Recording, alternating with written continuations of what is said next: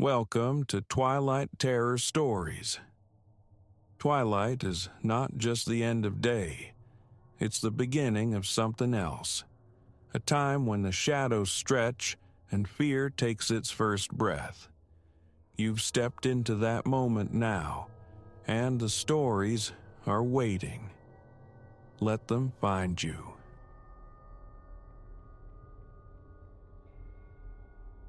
Solitude clings differently to these walls when Clara is gone.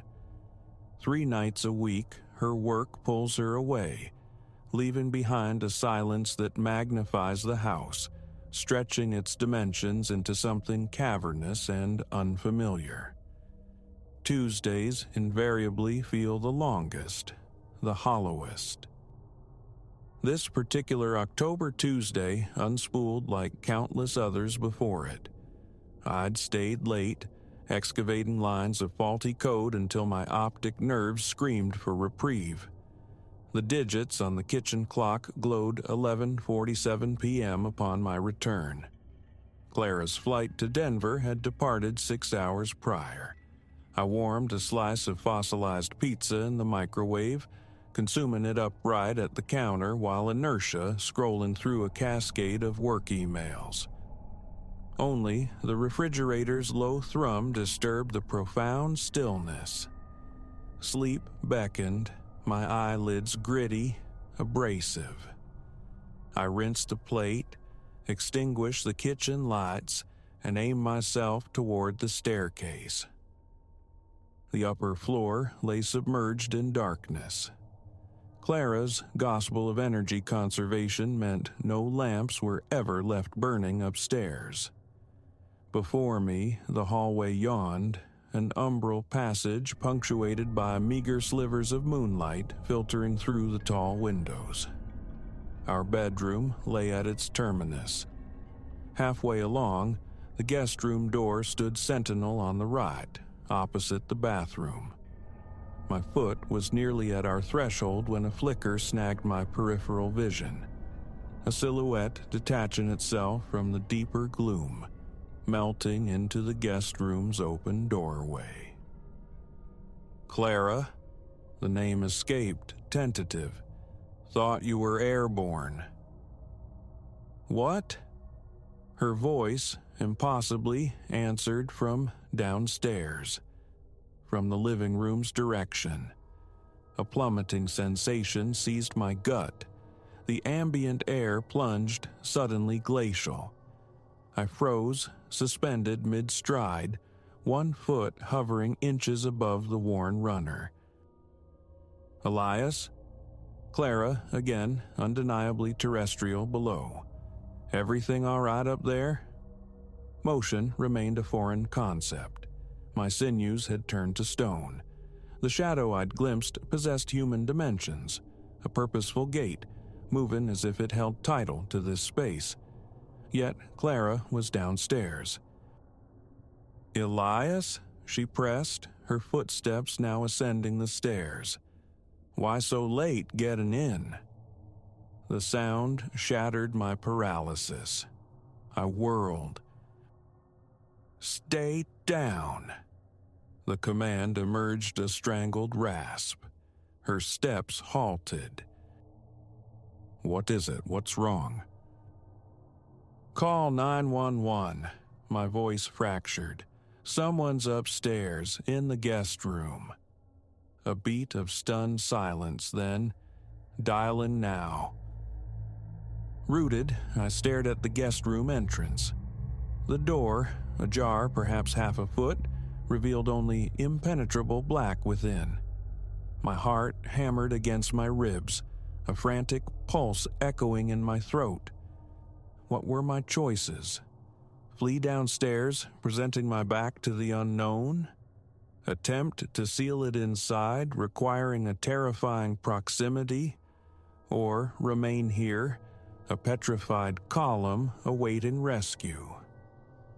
A faint susurrus emanated from the guest room, the whisper of fabric or soft soles across carpet, edging closer to the opening. I retreated, step by silent step, my hand finding the cool plaster of the wall, fingers brushing the light switch. I flipped it. The hallway flared into stark illumination. The guest room, its switch located within, remained a void. But the brighter light offered clearer definition. The door had eased open further, maybe 8 inches now. Clara's voice drifted up, taut. Dispatch says 3 minutes. Another drag of sound, nearer still. A shadow undulated within the narrow slice of visible darkness. My back met the end wall. Retreat was no longer an option. Cold sweat trickled down my torso despite the chill. My own breathing filled my ears, shallow and rapid. A low groan issued from the hinges as the door swung wider. 10 inches. 12. Distant sirens wailed, a thin thread of hope, but agonizingly far. A hand materialized in the gap. Elongated, pallid fingers curled possessively around the door's edge. The skin held a lunar whiteness. The texture of something long denied the sun. Yellowed, talon-like nails scraped the wood. Transfixed, I watched as the hand exerted pressure, pushing the door inward. The hinges whimpered. The sirens swelled, closer now, perhaps a block away, yet the hand persisted. The opening expanded, exposing an arm, skeletally thin, swathed in that same corpse-pale integument. Then, a face swam into view from the Stygian depths, or a facsimile of one. Its planes were jarringly acute, the angles all wrong. Eyes, catching the hallway light, reflected with a feral gleam. Suddenly, sirens screamed directly outside. Revolving beams of crimson and cobalt strobed through the windows, painting the walls in frantic alternation. The entity in the doorway faltered. Heavy boots pounded the front steps. Clara's voice, sharp with urgency. "Upstairs. He's up there." The face retracted. The hand slid from the door. In the strobing chaos of police lights, I glimpsed a tall, attenuated form receding into the guest room's absolute black. "Police! Coming up!" A shout reverberated from the stairwell. Flashlight beams sliced through the upper hall. 2 officers surged upwards, weapons leveled. One seized my arm, pulling me back protectively as the other covered the guest room door. "In there," I choked out, the words sounding alien, distant. They swept the room with tactical precision, their lights carving arcs through the darkness. I observed from the landing, Clara, now beside me, her arm a steady embrace around my waist. My legs had dissolved. "Clear," an officer announced. His partner located the switch, flooding the room with light. It appeared utterly benign. The tidy twin bed with its blue coverlet, the small desk tucked neatly in the corner, the closet door shut tight, the windows securely fastened from within. No trace that anyone or anything had disturbed its placid order. They meticulously canvassed the entire second floor, verifying windows, peering into closets, checking the attic access panel. Nothing. I recounted what I'd witnessed. They listened, scribbled notes, exchanged inscrutable glances, searched once more. Still void. No indication of forced entry. One stated, his tone professional, detached. Windows are all secure. No prints, no disturbances. I could have sworn. My voice dwindled. The adrenaline ebbed, leaving behind a residue of tremors and exhaustion. They performed a final sweep downstairs, checked the perimeter, found nothing anomalous, left a contact card, and advised us to call should anything further occur. Clara brewed coffee. We sat at the kitchen table, her hand enveloping mine as I unburdened myself of the night's terror. She listened patiently, offering no interruption. "I saw it," I insisted. "The hand. That face." "I believe you saw something, Elias," she offered gently. "But maybe fatigue, shadows, you were utterly spent." I desperately wanted that to be true, to dismiss it as a hallucination born of exhaustion and frayed nerves, but the image was seared into my memory. Those bone-white fingers gripping the wood, the fundamental wrongness of the visage lurking in the dark. We spent that night downstairs, huddled together on the living room sofa. Clara called out sick the following day, a silent acknowledgement of my state. We had the locks rekeyed, installed a security system, added motion-activated floodlights. The subsequent week passed without incident, and the one after. Life threatened to resume its familiar cadence, almost. Yet, sometimes, in the dead hours, faint scuffling sounds drift down from above, like hesitant footsteps on carpet. And whenever Clara travels, an undeniable sensation persists, unseen eyes observing me from the shadowed terminus of the hall. I repeat the mantra: shadows, fatigue, imagination, but the memory remains indelible. I know what materialized that night, and I feel its presence still, coiled within the unlit corners of our home. Last night, Clara departed for another trip. Lying rigid in bed, courting sleep that wouldn't come, I heard it anew. That soft, dragging friction from the guest room. I remained motionless, staring into the darkness, listening as it shuffled nearer, wondering if tonight the waiting would cease, if it would finally reveal itself fully. The sound paused just outside my door. Minutes stretched into an eternity. Eventually, fitful sleep claimed me.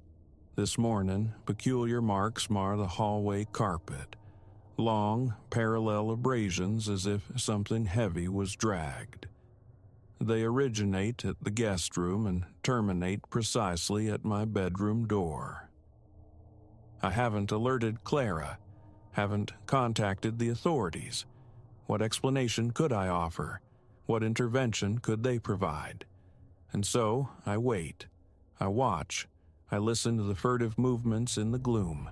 Tonight is Tuesday. Clara is away. Even now, as I commit these words, I discern stirring from within the guest room, that familiar scraping resonance drawing closer. Flight seems logical, abandoning this house forever, yet a deeper compulsion anchors me. The need to know, to witness it unobscured this time, to comprehend the nature of this thing that shares our dwelling. The scraping has reached my door. The handle begins to rotate, agonizingly slow, deliberate. This time, I will look. I will face it. Perhaps then, the anticipation will finally break. The door is easing open. A sliver of bone white appears in the widening gap.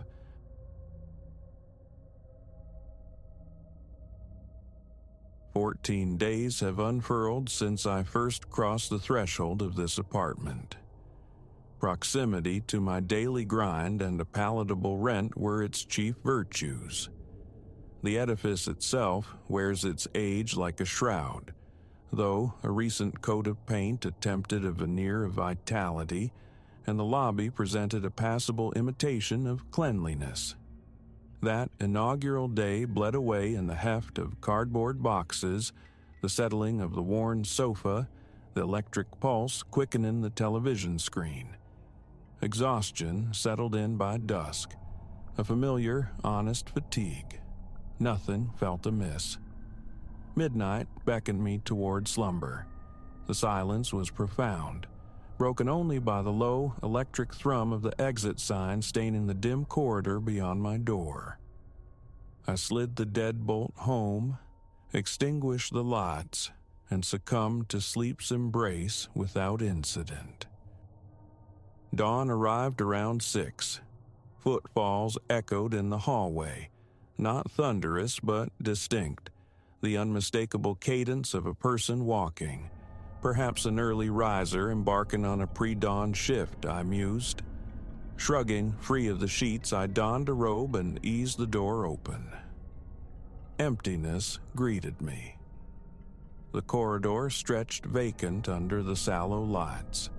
A shrug dismissed it. Day 2 in a new place, sounds could migrate strangely from the stairwell, perhaps seep through the thin walls from an adjacent unit. Evening folded around me as I returned near 7.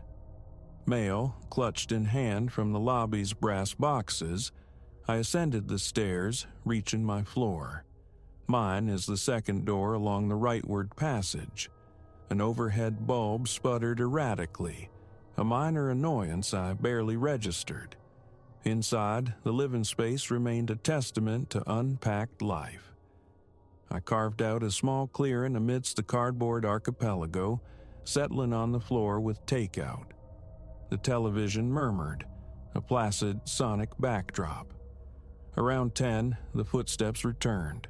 A restless pacing directly outside my door, back and forth, never pausing at another threshold. I silenced the TV, straining to listen. The steps persisted for several heartbeats, then ceased abruptly. Rising, I pulled the door open once more. The corridor lights hummed, steady now. No soul lingered, no whisper of movement, no retreating click of a closing door, no groan from the aged elevator. A faint coolness traced my skin, though I rationalized it. A neighbor in soft-soled shoes, melting into the stairwell shadows. Bolting the door, I sank back down, seeking refuge in the flickering screen. The ensuing days brought the footsteps intermittently, sometimes staining the morning quiet, other times echoing late into the night. Their rhythm was unhurried, measured, like someone lost in thought, treading the same path endlessly. Sightings remained elusive. I fought to disregard it, blaming stress, the eccentric acoustics of old ventilation shafts. Friday arrived, and with it a sliver of desperate curiosity. Upon returning home, I affixed a small strip of adhesive tape low on the exterior of my door, ankle height. A foolish experiment, perhaps, but I needed to know if anything physical brushed past. Around 9, the familiar pacing commenced. I sat, shrouded in darkness, my back pressed against the cool wood of the door, listening. A minute crawled by before silence reclaimed the hallway. Carefully, I opened the door. The tape remained untouched, clinging faithfully. The overhead light flickered, casting dancing shadows on the vacant floor. My stomach constricted. Retreating inside, I sought solace in music, but its melodies couldn't penetrate the unease. The night was spent restlessly, my own feet tracing anxious paths across the living room floor. The weekend saw more boxes yield their contents. I rearranged the bedroom, hoping to anchor myself, placing the bed against the far wall, distant from the unsettling corridor. A small desk found its place near the window. I craved routine, normalcy. Midday, a sound unlike the footsteps intruded. While organizing the bathroom cabinet, a soft thump resonated from the hallway, akin to a gentle knock against the wall itself. I froze, my pulse accelerating, palms growing slick. Easing the bathroom door open, I crept into the living area. Silence, A faint tremor vibrated in my chest, a ridiculous figure clutching a toilet brush. Slow, deliberate breaths fought back the rising panic. I ventured out again into the hallway. Empty. Still. Only the low hum of the lights disturbed the quiet. Back inside, the deadbolt slid home with a heavy click. Concentration became a fragile thing, easily shattered. That night, I resolved to keep vigil. Extinguishing all illumination save for a single low lamp in the living room, I settled onto the sofa, notebook poised. Around the cusp of midnight, a faint scraping noise drifted from the floor above, perhaps furniture being shifted. Then, the familiar tread, right outside. I leaned toward the door, trying to trace its path, left to right, traversing the width of my entrance. My own pulse hammered a frantic rhythm in my ears. Footsteps, 12:03 a.m., I scribbled. A moment later, a short, sharp creak, like a rusted hinge yielding. My mouth turned to dust. I wrenched the door open, hoping to confront the source. Nothing. The corridor stretched empty, the flickering bulb the sole performer. Glancing at the neighboring doors, all shut tight. Swallowing hard, I crept towards the stairwell, peered down into its shadowed descent. Vacant. My arms began to tremble. Retreating, I secured the lock again, the tendrils of fear tightening their grip. The next day, intercepting a neighbor near the mailboxes, Mrs. Petrov, a middle-aged woman laden with groceries. I introduced myself. Had she heard anything unusual, particularly at night? She cocked her head, a slight frown creasing her brow. Nothing beyond the building's customary groans and sighs, she offered. I mentioned the footsteps, the pacing. She hadn't noticed. It's an old building, she murmured with a shrug, wished me well, and continued on her way. Isolation washed over me. The sounds felt too deliberate, too patterned to be mere structural quirks. Logic offered no sanctuary. Monday evening, post-work, I devised a new stratagem. Waiting until the corridor was deserted, I positioned my phone on a small, overlooked table near my door, angled to capture the space. I set it to record video and retreated inside, leaving the television on low, hoping the microphone would catch the phantom sounds.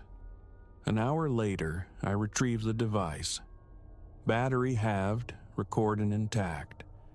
Playing it back, I watched the empty hallway. Around the 40-minute mark, the faint footfalls began. I leaned closer, amplifying the volume. The image remained stubbornly vacant, yet the audio captured that distinct, measured tread. Then, precisely when the source of the sound should have materialized on screen, there was nothing. No shadow, no figure, no disturbance in the air, just the empty, humming corridor. My throat tightened. The footsteps ceased abruptly. Stillness reigned on screen. A cold pressure bloomed in my chest. I saved the file, resisting the urge to scrutinize it further, not yet wanting to steep myself deeper in its unsettling implications. That night, I sought refuge in early sleep. Phone silenced, curtains drawn, earplugs nestled in place. Around 2 a.m, a jolt tore me from slumber, heart hammering against my ribs. A new sound emanating from the living room, the distinct scrape of a chair dragged across the floorboards. The earplugs lay discarded on the pillow. The noise had been starkly clear. My mouth was arid. Fumbling for the bedside lamp, I flooded the small room with light and stood, listening. Silence answered. Then, a faint rustling, unnervingly like someone shifting their weight on my sofa. My hands trembled violently. I seized the nearest heavy object, a cheap metal floor lamp, and moved with agonizing slowness toward the living room archway. The sofa sat empty. The chair remained precisely where I'd left it. Nothing appeared disturbed. The television screen was dark. The front door remained securely bolted. My own breath sounded ragged, shallow in the charged silence. I flicked on every light, bathing the apartment in harsh illumination. Closets were thrown open, kitchen cabinets inspected. Nothing. The thought of calling the authorities flickered, but what could I report? No intruder, no forced entry. I spent the remainder of the night wide awake, a prisoner under the glare of my own lights, waiting for sunrise. Work the following day was a blur of exhaustion. Concentration fractured, productivity plummeted. The night's events replayed endlessly, a maddening loop seeking a rational exit. Returning home that evening, determination warred with dread. I conducted a meticulous survey of the apartment, tapping walls, searching for hidden cavities or acoustic anomalies. Everything felt solid, mundane. I switched off the air conditioning, plunging the rooms into a deeper quiet. Silence held until nearly 9. Then faint movement whispered again, but this time chillingly, not from the corridor. It originated from within my bedroom. I bolted towards it. The door was closed, the room beyond dark as I'd left it. Flinging the door wide, I slapped the light switch. Nothing. The bed, neatly made, the desk, undisturbed, the closet door, firmly shut. My heart pounded like a drum against my ribs. I checked beneath the bed. Empty space. I pulled open the closet. Only hanging clothes and stacked boxes met my gaze. Backing slowly out of the room, into the hallway, a sudden, distinct coolness brushed past my legs, raising gooseflesh despite the lack of any open window or draft. I stood frozen, scanning the air, seeing nothing but motes dancing in the light. The next morning found me in the building manager's cramped first-floor office. Mr. Silas listened, head tilted, as I recounted the noises, inquiring about plumbing quirks or ventilation issues. He shook his head, assuring me everything was structurally sound. The previous tenant, he noted pointedly, lodged no complaints. His gaze held a hint of pity, perhaps suspicion.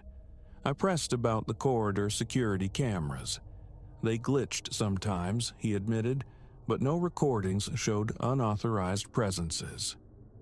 I left his office feeling more adrift than ever, the consensus painting me as overly sensitive, perhaps unraveling. My own senses screamed otherwise, yet the world offered no corroboration. Doubt gnawed, but the visceral fear, the recorded evidence, felt too tangible to dismiss. That night, the footsteps returned near midnight, pacing with relentless consistency for what felt like an eternity, though my phone confirmed it was only 2 minutes. My mouth was parched, the blood roaring in my ears. I remained in bed, paralyzed by a renewed wave of fear, unwilling to open the door. Ignoring it, I prayed might make it cease. Eventually, the pacing stopped, but then a new horror, faint tapping, like knuckles rapping softly against drywall, a slow, deliberate rhythm. My limbs felt leaden. Sitting bolt upright, I strained to listen. The tapping migrated, sounding now from the living room wall. My fists clenched, breath coming in short, sharp gasps. Then, impossibly, it shifted to the wall directly behind my headboard. I scrambled out of bed, phone clutched like a talisman, and stood trembling in the center of the room. The tapping ceased. My hands shook so violently the phone nearly slipped from my grasp.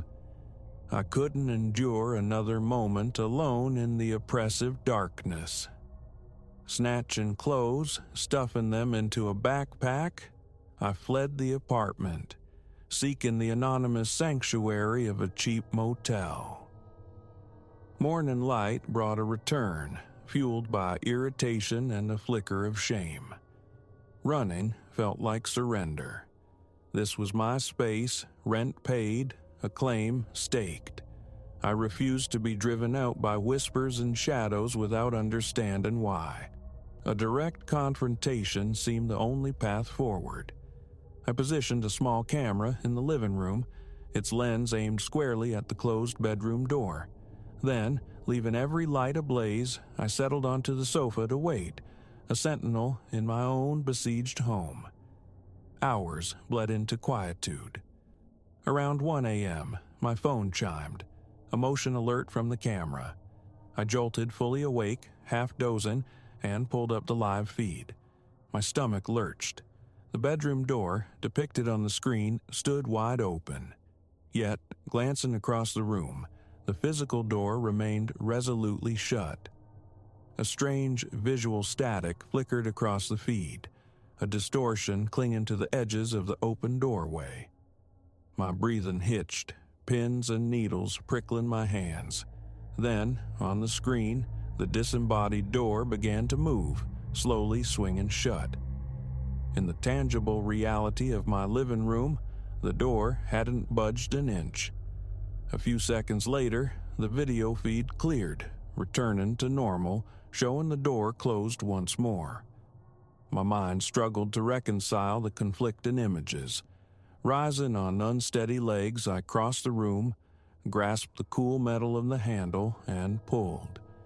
The door swung open easily, unlocked, unresisted. No explanation presented itself for the phantom opening on the camera. I rewound the footage, watched it again. The undeniable 10-second sequence of the door opening, lingering, then closing, all while its physical counterpart remained motionless. My legs trembled beneath me, pulse throbbing at my temples, a suffocating tightness seizing my chest. Ignoring this was no longer an option. These occurrences were not fading, they were escalating. Moving felt like the sane choice, yet finances tethered me here. And beneath the fear, a stubborn need for answers had taken root. The remainder of the night passed under the constant glare of artificial light. Sleep a distant shore. I monitored the camera feed obsessively, but the apartment held its breath.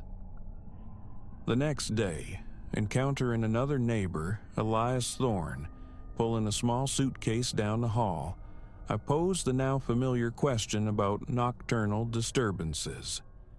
He shook his head, offering a polite but firm denial. Everything seemed normal to him. He cast a peculiar glance my way as I haltingly described the footsteps, then excused himself for a business trip. I lingered in the corridor, gaze fixed on the erratically flickering bulb overhead. The building felt unnervingly silent, profoundly empty. Retreating into my apartment, the click of the deadbolt felt less like security, more like sealing myself inside a cage. 2 weeks. That's how long I've been adrift in this place. The footsteps remain an intermittent torment. The tapping resurfaces unpredictably. Sometimes shadows writhe on the periphery, pooling on the hallway floor where no object stands to cast them. Rationalizations, tricks of light, faulty wiring, frayed nerves grow thinner with each new anomaly. Every flicker of the hallway light sends a jolt of adrenaline through me, a primal readiness for something. I review my camera footage religiously, but share it with no one. The label of madness looms large. The boundary between perception and reality feels increasingly porous. Yet the sounds, the sights, The chilling physical sensations, they persist. Every lock is checked, rechecked. My phone stays charged, ever ready. A pervasive sense of being observed clings to me, emanating from the unseen corners of my own dwelling. I remain because escape feels premature, financially unfeasible, and intellectually unsatisfying. I need proof, concrete evidence, before breaking the lease, before fleeing. More cameras, meticulous documentation, that's the current strategy. It isn't normal. My own body confirms this with its frantic pulse, its clammy palms, its sleep-starved eyes. A leaden dread sits heavy in my gut, but walking away blind feels impossible. So I wait, hyper-alert, for the next footfall, the next tap, the next sign that I am definitively, terrifyingly not alone. Something is profoundly wrong here, relentlessly pushing against the edges of my known world.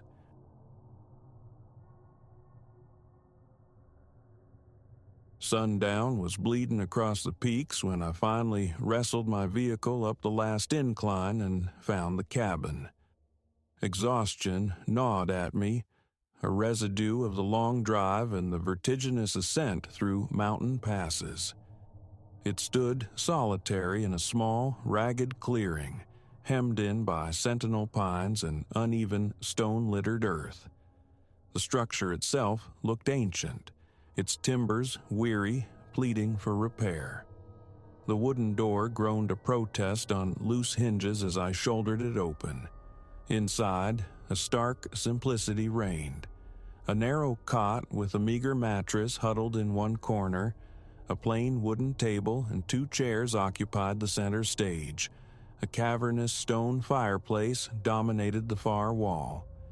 Diminutive windows, veiled in grimy, time-faded curtains, admitted only grudging light. My backpack thudded near the entrance. The lantern claimed its place on the table. My ambition was modest. Stillness, a space to purge the mental clutter, perhaps to court a flicker of inspiration. A notebook and pencils were my only tools. Expectations remained low. Silence was the true quarry. I slid the bolt home on the door, a rasp of metal in the quiet, then tested the windows. They secured mostly, though rattling ominously under pressure. Unpacking yielded the essentials: tins of food, water bottles, matches, a torch with spare batteries, a folding knife. The air hung thick with the scent of petrified wood and subterranean dampness. Outside, the silence was absolute, broken only by the sibilant sigh of wind through the high pines. I forced down a cold meal from a tin, seeking equilibrium. Seated at the table, I opened the notebook, pencil poised. Nothing stirred within. My thoughts lay inert, heavy as river stones. Slowly, inevitably, darkness seeped into the clearing, pressing against the small panes. I thumbed the lantern alight, its glow a small defiance, placing it near a window to better pierce the gloom beyond. Peering out, visibility dissolved mere yards away. The trees massed together, the voids between them seeming solid, impenetrable.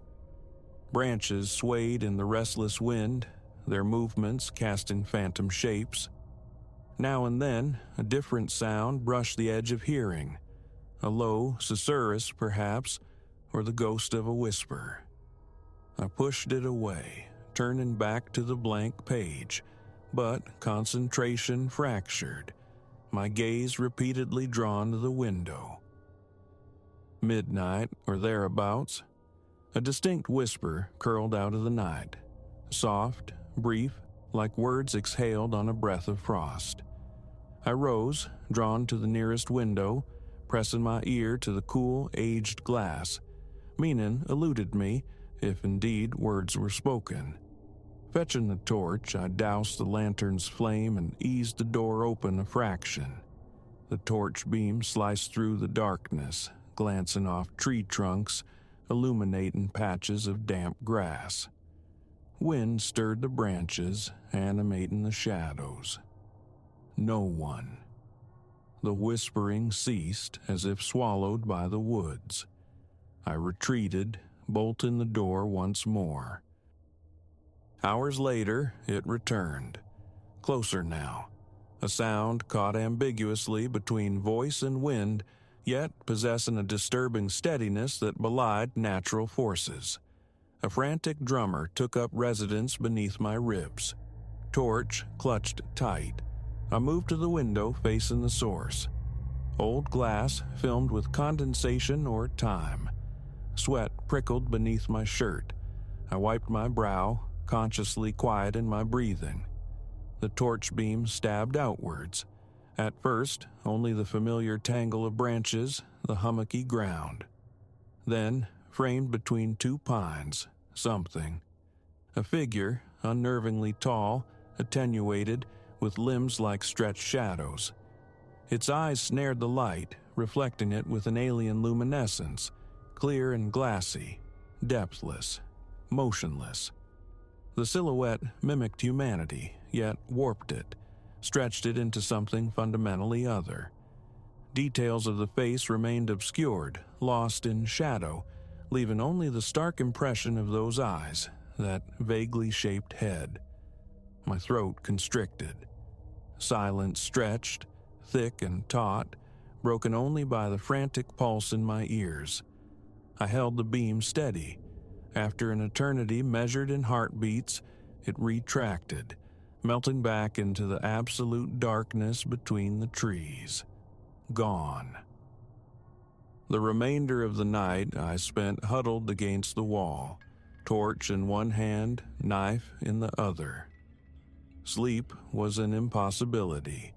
I strained to catch any further sound, but only the profound quiet of the mountains answered. When the first spectral light of dawn infiltrated the dusty windows, I stirred. A cautious reconnoiter outside. Circling the cabin, torch beam probing, I discovered them. Handprints, fashioned from mud, plastered across the window panes.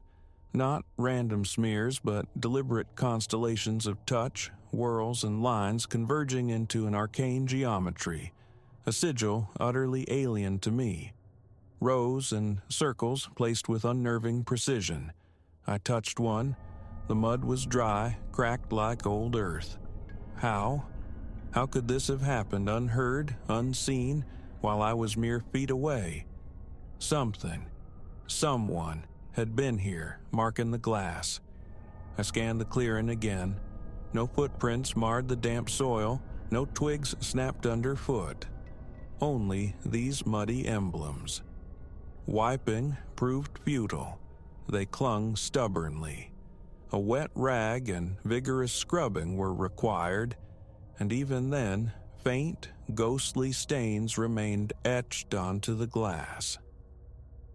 Throughout that day, a battle raged within me, fear against a desperate attempt at rationality. A local prankster, perhaps? Ignore it, focus on the silence, the page, but the words wouldn't come. My eyes kept straying to the windows, now marred memorials to the night's intrusion. Departure beckoned, yet the miles traveled. The desire not to be so easily routed held me fast. One more night. I would stay, I decided. See if the visitation repeated. Perhaps confrontation was possible. Before dusk painted the sky again, I gathered heavy stones, piling them near the door like crude fortifications. Windows were latched, the door bolted, the lock tested twice for reassurance it didn't provide. Eden was a struggle. My stomach clenched tight. Water helped little. I paced the confines of the small room, a caged animal sensing the predator's return. As darkness solidified, I lit the lantern, setting it low on the floor near the hearth, a dim ember unlikely to betray my presence. Then, near the window, torch off, I waited, listening to the frantic rhythm of my own respiration. Time elongated, stretching thin. My back protested against the unyielding wall. Hours crawled by, then a faint scratching. Fingernails on wood, a dry, insistent rasp. It emanated from the cabin's rear wall. Rising with deliberate stealth, I crept closer, pressing my ear to the rough planks. The sound persisted, steady, methodical, something dragging itself across the timber. The noise set my teeth on edge. Retreating, I retrieved the torch. Opening the door, venturing into the blind night to circle the cabin, seemed foolhardy. I tried peering through the window, craning for a view of the back, but the angle was poor. A minute passed in frozen indecision before resolve hardened. Clutching torch and knife, I slipped outside. The night air bit, cold against my face, my breath pluming white. Slow steps, circumspect, torch beam playing nervously over the walls. Reaching the back, I saw them, fresh scratch marks scarring the boards, not deep, but undeniably new. Thin flakes of wood curled where the surface had been abraded, the timber beneath slightly damp. I swung the torch towards the trees. There, 10 feet distant, hovering at the clearing's edge. The tall figure, eyes like chips of obsidian, reflected the beam. Sharper focus now revealed skin a corpse pallor, elongated, skeletal arms. No clothes were discernible, though the gloom played tricks. It simply stood, a statue carved from nightmare. "Who are you?" I yelled, the sound torn rough and ragged from my throat. "What do you want?" Silence answered. Utter stillness from the figure. Then it turned, fluidly, impossibly, and stepped behind the broad trunk of a pine. I surged forward, light spearing the space behind the tree. Nothing. No rustle of retreat, no snap of twig. I swept the beam across the undergrowth. Emptiness. Just looming trees and the crushing dark. Backing away slowly, knife held defensively, I regained the dubious sanctuary of the cabin, slammed the bolt, and dragged the heavy table to barricade the door. The long vigil resumed. After a time, the scratching recommenced, shifting now to a different wall. I remained rooted inside, a prisoner in my own refuge. The torch stayed clutched in my hand, a useless talisman. Scratching waxed and waned, sometimes circling, sometimes focusing with unnerving intensity. Interspersed were those faint, sibilant whispers, seeming to emanate from just beyond the wood, tantalizingly close yet indecipherable. My heart hammered a relentless tattoo against my ribs. Sweat beaded on my forehead, slicked my palms. Claustrophobia pressed in. The urge to flee, to burst out into the dark woods, warred with the paralyzing fear of becoming lost, hunted in the unfamiliar terrain. Wait for morning.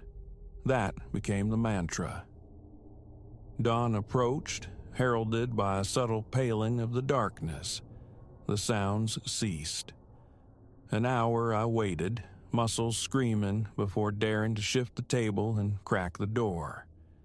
Gray light filtered into the clearing. Empty. I circled the cabin again. More scratch marks clawed the timber on 3 sides, some deeper now.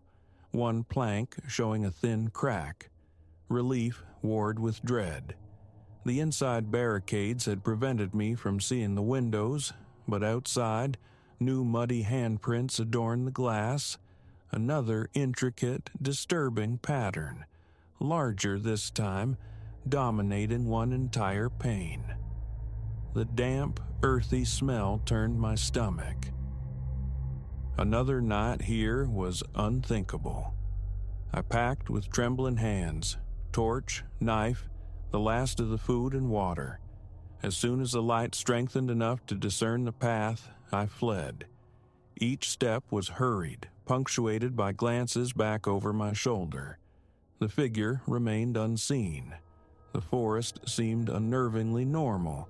Wind sighing, birds tentatively calling. My heart, however, refused to slow. I traced the path back, my gaze snagging on remembered sentinels. A sentinel boulder hunched by a switchback, the bleached bones of a fallen giant, a sea of shivering ferns, until the bruised metal of my car gleamed through the trees. The engine caught immediately, a roar of deliverance. Only miles down the main road did the tension begin to fractionally ease. Peace?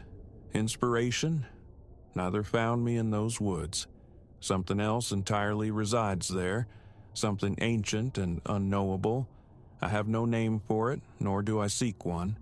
Explanations feel irrelevant, dangerous even. That place, those whispers, the glassy eyes reflecting my own terror, the muddy sigils on the glass, they are memories I wish to bury deep. Let silence be silence again, not a thin veil over something waiting, patiently, just beyond the light. Let sleep come without the phantom sound of nails dragging across wood.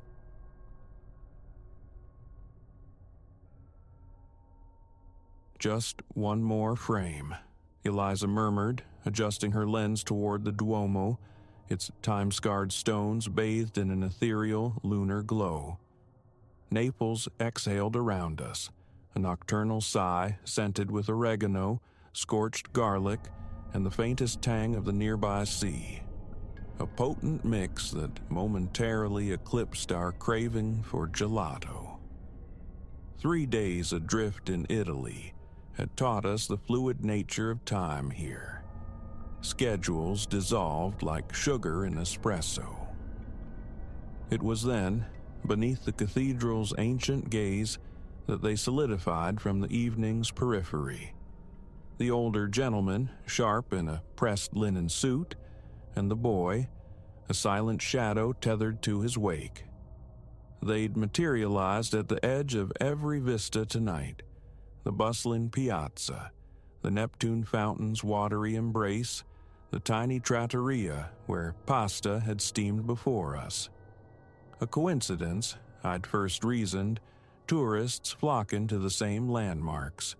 Yet their presence felt curated, their movements possessing a disquieting synchronicity. "Eliza," I breathed, my fingers brushing her arm. "Keep cool, but those two, from the fountain, they're here again." Her camera dipped almost imperceptibly. A feigned check of the display, a subtle glance thrown over her shoulder. The man offered a wide, avuncular wave as if discovering long-lost acquaintances and began closing the distance. A magnificent night for capturing memories, no? His English was thick, musical, yet somehow discordant as he halted, invading our personal space. The teenager lingered behind, gaze fixed on the cobblestones, utterly mute. "You are Americans? Ah, yes. So tall, so free." The smile he wore was a mask, ill-fitting around the eyes. Eliza edged closer to me, her camera a shield against her chest. "We really should head back," she stated, stepping backward. "Our group will be wondering." A necessary fiction. We navigated Italy independently, but solitude suddenly felt like a vulnerability. His smile stretched further, cracking the facade. "No group waits tonight, I believe. I have seen you since dusk. Just two, signorine." He gestured vaguely toward the silent youth. "My nephew, Marco. He learns your English, wishes to practice. Come, we will find coffee. I know a place. Very quiet, very authentic." An alarm, shrill and insistent, screamed through my mind. The nephew, Marco, hadn't lifted his eyes, hadn't betrayed the slightest flicker of linguistic curiosity. His stillness was unnervingly deliberate, a study in self-effacement. "No, thank you," Eliza replied, her voice firm. We pivoted to leave, but the man, Signor Vieri, flowed smoothly into our path, the empty smile cemented in place. His hand darted out, fingers closing around Eliza's arm just above the elbow. A cold fist clenched around my own heart, stealing my breath. "Do not be discourteous," he chided, the genial tone hardening into something else entirely. A small conversation to aid the boy. "You have the look, Italian, perhaps? It would be perfect practice." Neither of us bore the slightest resemblance to locals. Blonde hair and bewildered tourist expressions were our flags. Marco shifted, a ripple of discomfort, but remained voiceless. Eliza strained against the grip. "Let go," she insisted, her voice rising, sharp now. A few passers-by cast fleeting glances, eddies in the evening current, but none paused. Signor Vieri switched to rapid-fire Italian, a torrent of words meant to disorient, subtly trying to steer Eliza toward the unlit maw of a nearby alley. That's when the muscle memory, drilled in a self-defense class years ago, surged forward. "Polizia!" The cry tore from my throat, raw and loud, reverberating off the ancient cathedral walls. "Aiuto! Help!" Instantly, the grip vanished. Signor Vieri recoiled, stepping back. Marco finally looked up, his young face a canvas of conflicting fear and stark relief. Lights snapped on in windows overhead. A shutter banged open, an elderly nonna peering down into the piazza's drama. From a nearby restaurant, two waiters emerged, their strides purposeful, converging on our location. The man's entire bearing shifted. "A misunderstanding," he declared, hands raised in a gesture of placating innocence. "Amici, only friendly." He backed away swiftly, pulling the now wide-eyed Marco with him. They melted into a narrow side street, swallowed by the shadows, leaving Eliza and me trembling under the cathedral's impassive watch. The waiters reached us, a barrage of concerned Italian peppered with broken English.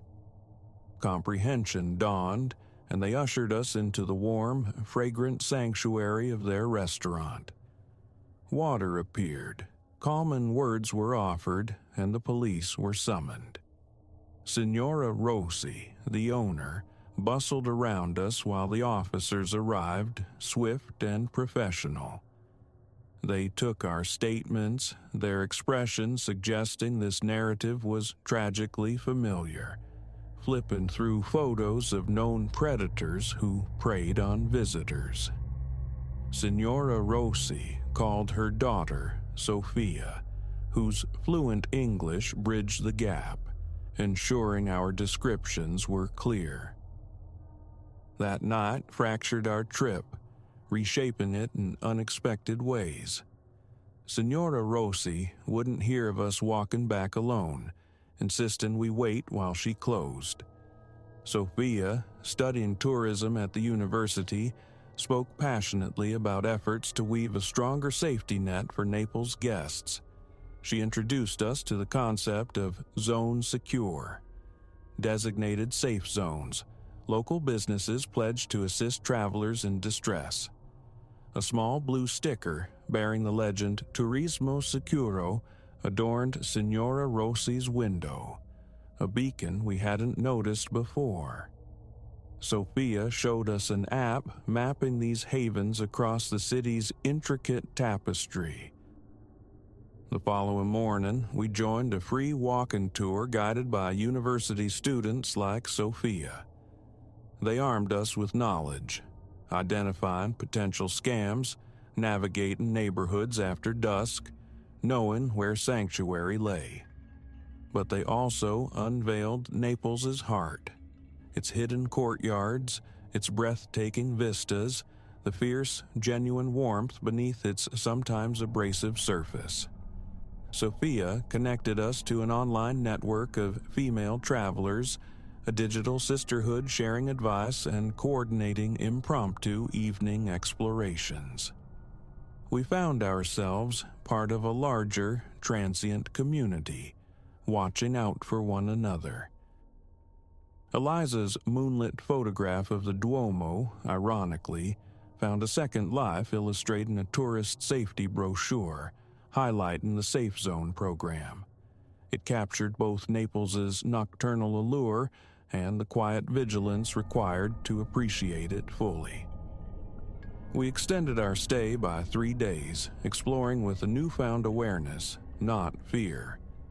We learned the rhythms of safe passage, which trattorias were allies, which shops burned lights late into the night, which streets hummed with protective energy.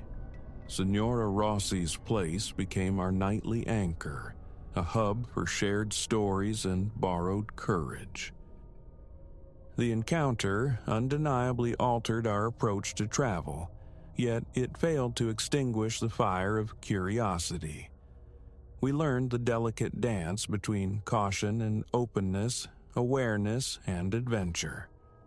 Crucially, we discovered that for every shadow like Signor Vieri, countless points of light like Signora Rossi, Sophia, the waiters, and the watchful Nonna stood ready. Just last week, a message arrived from a solo traveler caught in a similar snare. Recalling our posts about the blue sticker, she'd known exactly where to run.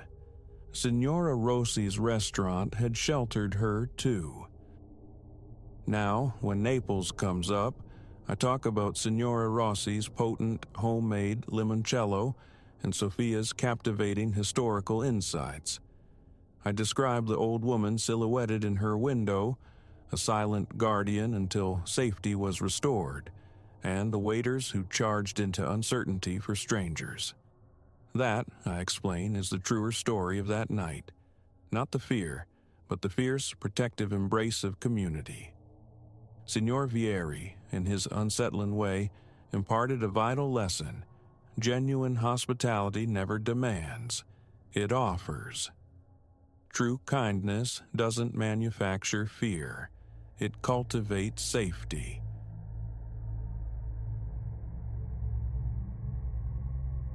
The hypodermic, catching the wan corridor light, gleamed, a sliver of polished dread whose unseen contents would echo through my memory for an age. Never did I imagine unearthing such lethal deceit within the hushed confines of Willow Creek Care Center's night shift. Yet, sometimes the most malignant designs germinate in profound quietude. My name is Ilara. For 3 years, the nocturnal hours at Willow Creek have been my domain. It lacks luster, this nursing role, but possesses a certain solace. There's a tranquility to the sleeping corridors, the rhythm of checking on residents ensconced in dreams, ensuring their comfort, their safety. Usually, the peak of nocturnal drama involves Mr. Davies's resonant snoring, or Mrs. Gable's pleas for clandestine biscuits. Everything fractured the evening Dr. Alistair Finch materialized. A Tuesday. The detail remained sharp. I'd just settled at the nurse's station, the steam from a fresh mug curling into the air when he strode in. Tall, impeccably attired, his hair a distinguished mix of silver and night, bearing a smile honed to an unsettling perfection. He introduced himself, the new physician, recently contracted for nocturnal rounds. "A pleasure, Alara," he offered, his handshake firm, his skin surprisingly cold. "I anticipate our collaboration." An inexplicable disquiet prickled beneath my skin, a dissonance I couldn't name. I dismissed it as the standard weariness of encountering the unfamiliar, attempting to quell the sensation. The initial hours unfolded with deceptive normalcy. Dr. Finch conducted his rounds, visited patients, inscribed notes within their files.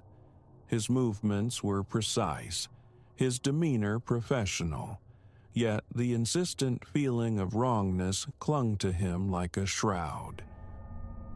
It was nearing 2 a.m. when the first true anomaly surfaced. Engaged in my own circuit, I observed Dr. Finch glide silently into Mrs. Eleanor Croft's room. Mrs. Croft, one of our cherished long-term residents, existed within the fog of advanced dementia.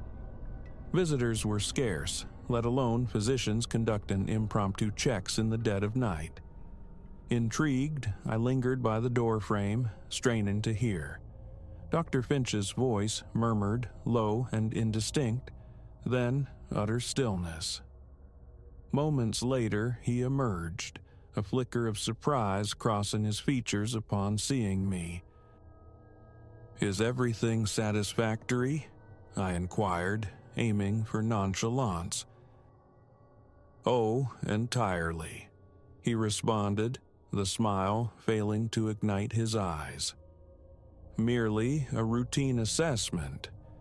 Mrs. Croft seemed somewhat agitated, so I administered something to aid her rest. I offered a nod, but unease coiled within me. Our protocols surrounding medication, particularly for residents with dementia, were stringent. No report of Mrs. Croft's restlessness had reached me. In the nights that followed, my observation of Dr. Finch intensified. A disturbing pattern began to etch itself into my awareness. He consistently visited a select group of patients, invariably elderly, possessing minimal or non-existent familial connections, and, subsequent to his visits, these individuals would descend into an unusually profound slumber. Initially, I sought rational explanations. Perhaps he was merely exceptionally diligent, affording extra care to our most fragile residents. Still, the insistent thrum of intuition refused to be silenced. The situation escalated roughly a week after Dr. Finch's arrival. I was performing the 3 a.m. rounds when a faint disturbance emanated from Mr. Arthur Pembroke's room. Mr. Pembroke, relatively new to Willow Creek, retained a keen intellect despite his 85 years. Hurrying towards his door, I anticipated a nightmare, perhaps a tumble from bed. Instead, the scene that greeted me froze my blood. Dr. Finch loomed over Mr. Pembroke's bed, a syringe poised in his grasp. Mr. Pembroke, fully conscious, struggled feebly against the doctor's hold. "What is transpiring here?" I demanded, my pulse hammering against my ribs. Dr. Finch straightened, his expression morphing into a mask of professional solicitude. Mr. Pembroke experienced some chest discomfort. I was preparing to administer a mild sedative to facilitate relaxation. But Mr. Pembroke's eyes screamed a different narrative. Wide with terror, they locked onto mine, a silent, desperate entreaty. "I will assume care from this point, Doctor," I stated, my voice betraying none of the tremor I felt internally. Perhaps you could attend to the other patients." A fleeting moment passed where I anticipated resistance, but he simply inclined his head, pocketed the syringe, and vacated the room. The instant the door clicked shut, I turned to Mr. Pembroke. "Are you all right?" I asked, swiftly checking his vitals. His heart raced alarmingly, but otherwise he appeared physically stable. He intended to end my life," Mr. Pembroke whispered, his voice fragile with shock. "Claimed it was for my benefit, a release from suffering. But I am not suffering, Alara. I have no wish to die." An icy wave washed down my spine. I patted Mr. Pembroke's hand, murmuring reassurances of his safety while my thoughts spiraled. Could it be conceivable? Was Dr. Finch? Proof was imperative. If Mr. Pembroke's accusation held truth, the reality was far more monstrous than I dared contemplate. Yet, approaching the administration with only suspicions and the testimony of an elderly, potentially distressed patient was untenable. The ensuing nights transformed me into an unwilling detective within my own workplace. I began to meticulously document Dr. Finch's activities, which residents he visited, the duration of each visit. I managed furtive glances at his charta, noting inconsistencies between his recorded actions and my observations. The full, chilling scope of the situation crystallized, however, when I examined our recent mortality statistics. In the month since Dr. Finch's commencement, the death rate at Willow Creek had nearly doubled. Each demise was officially attributed to natural causes: cardiac failure, cerebrovascular accident, pneumonia, all tragically plausible within a care facility. Yet, every single one involved a patient with whom Dr. Finch had spent considerable, often unlogged time. Action was necessary, yet terror held me captive. If my deductions were correct, I was confronting a serial murderer. If they were erroneous, I risked incinerating my career upon the pyre of paranoia. Everything culminated on a rain-lashed Thursday night. I was in the medication dispensary, verifying dosages, when the soft click of the door opening behind me sent a jolt through my system.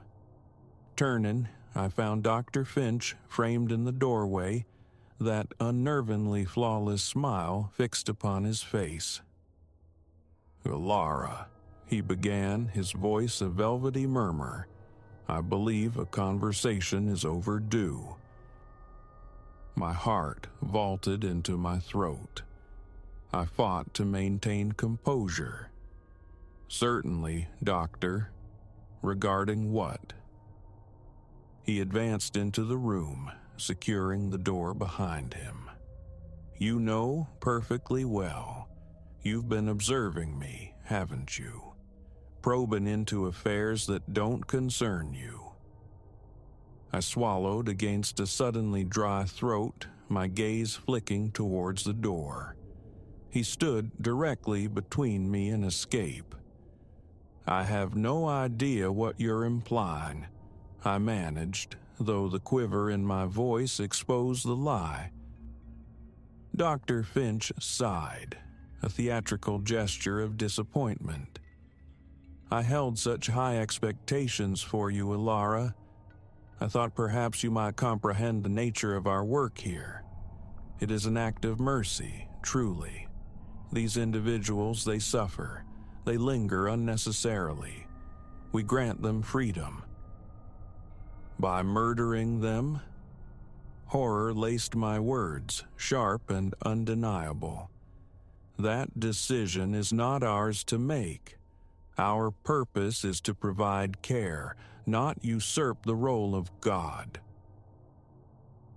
His eyes grew flinty, any semblance of warmth evaporating instantly. I feared you might perceive it thus. A profound shame. You were a competent nurse, Alara. He reached into his coat pocket, withdrawing a syringe. A glacial dread enveloped me as I recognized it, the same instrument he'd attempted to use on Mr. Pembroke. Do not fret, he soothed, moving towards me. There will be no pain, merely a descent into sleep from which you will not awaken. It is quite peaceful in its way. I retreated instinctively, my mind frantic. I needed to delay, to create an opportunity. How many? I choked out. How many lives have you extinguished? He paused, appearing to contemplate the question. Within these walls, approximately a dozen, but my service spans numerous facilities over many years. I have liberated hundreds from their protracted suffering.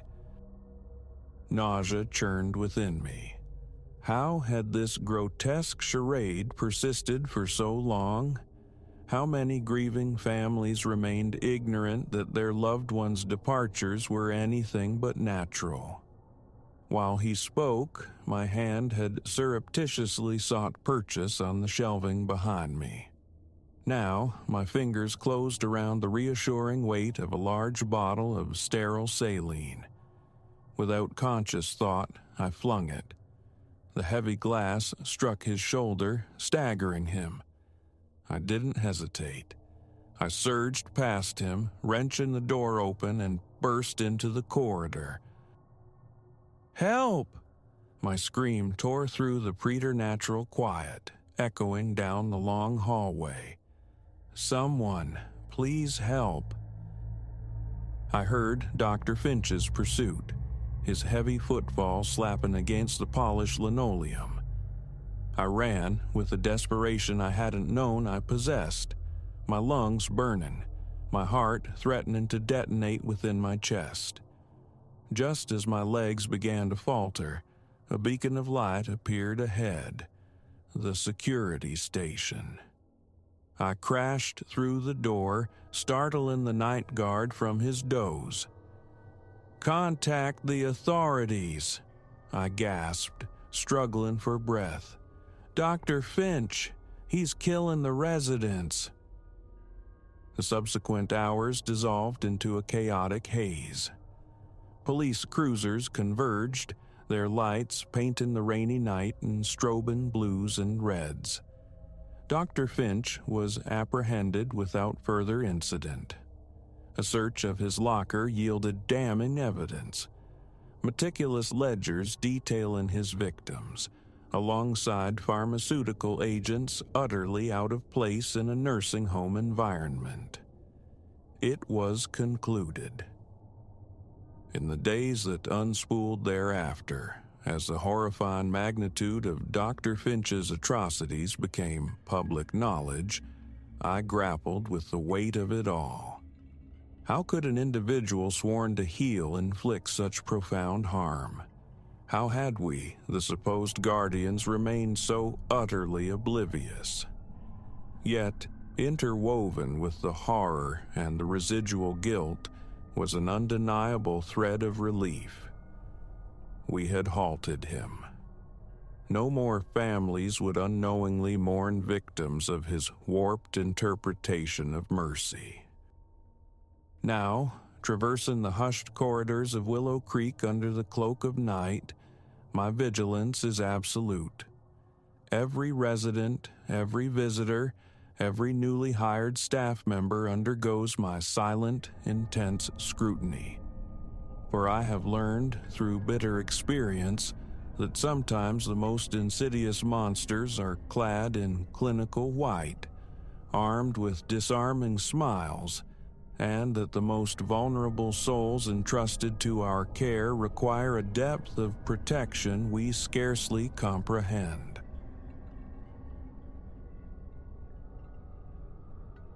The sky fractured with the first thunderclap, a visceral crack that jolted us upright in our seats.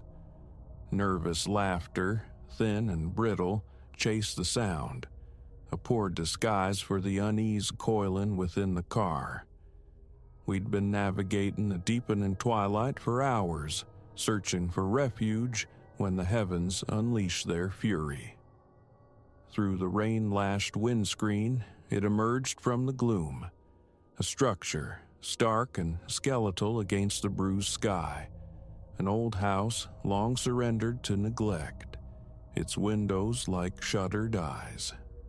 We couldn't know, not then, that stepping across its threshold was an irrevocable error, the worst choice we would ever make. "Come on," Leo offered, pitching his voice towards a cheerfulness that rang hollow. "One night beats sleeping in this tin can, doesn't it?" Doubt gnawed at me, but another jagged spear of lightning split the sky, illuminating the sheer curtain of water cascading down. Choice felt like a distant luxury. We were four: Leo, his girlfriend Clara, our friend Finn, and myself, Alara. A pilgrimage to a music festival had warped into this detour, our navigation system betraying us onto desolate back roads that seemed to lead nowhere but deeper into isolation. We snatched our bags, a frantic scramble through the deluge that soaked us instantly. The front door, improbably, was unlocked, swinging inward with a protracted groan that resonated deep in my bones. Inside, the air hung heavy, thick with the scent of decay and disuse. Years of abandonment lay palpable in the film of dust cloaking every surface. Our flashlight beams carved tunnels through the stagnant dark, revealing walls where paper peeled like blistered skin and furniture draped in yellowed shrouds. "This place," Finn breathed, the words barely a whisper, "is seriously unsettling." Clara, ever the pragmatist, began stripping the spectral sheets from a dilapidated sofa. "Let's just make it bearable for the night. First light, we're gone." We improvised a camp in the cavernous space that might once have been a living room. Leo coaxed reluctant flames to life in the soot-blackened fireplace, the nascent warmth and flickering light pushing back slightly against the house's oppressive weight. Huddled close, drying damp clothes, sharing the last of our provisions, a fragile sense of normalcy almost took hold. That fragile moment shattered with the intrusion of a new sound, the unmistakable growl of an engine, steadily amplifying as it neared. We froze, gazes locking in shared alarm. Who else would venture into this desolation on this night? "Maybe the owners," Clara whispered, though the tremor in her voice belied the hope. The vehicle halted outside. Headlights stabbed through the cracks in the boarded windows, casting long, distorted shadows that writhed across the dusty floor. Car doors slammed, two distinct metallic reports. Then voices, masculine, low, and conspiratorial. Leo reacted instantly, smothering the fire, plunging us into absolute, suffocating darkness. We huddled together, the sound of our own breathing suddenly deafening, as heavy footsteps approached the groaning front door. It burst inward, framing three imposing silhouettes against the storm-lit gloom. They moved with purpose, carrying large duffel bags that emitted a dull, metallic clinking. "Clear," one of them growled, the sound coarse. "Stash the goods, then we vanish." They moved deeper into the house, their footsteps receding towards the rear. The instant they were out of sight, Leo's hand clamped onto my arm. "We have to leave," he hissed, urgency sharpening his whisper. "Right now."